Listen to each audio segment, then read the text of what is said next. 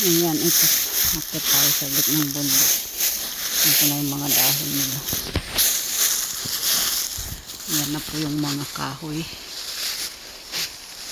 Kahoy nagkakakalbo na. Kalbo na yung mga kahoy.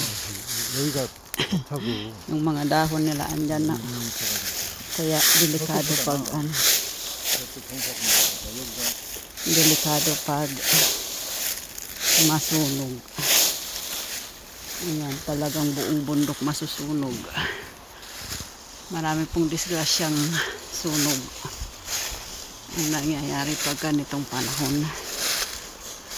Pag fall season tapos ganito. Pag lamig.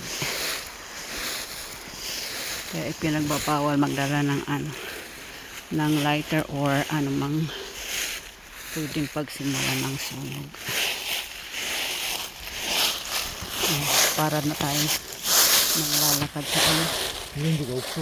sa foam. So ito masyado siyang pine tree po yan.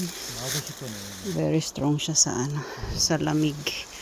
Hindi man lang na ang kanyang dahon naapektuhan. And Happy New Year everyone. Thank you for watching.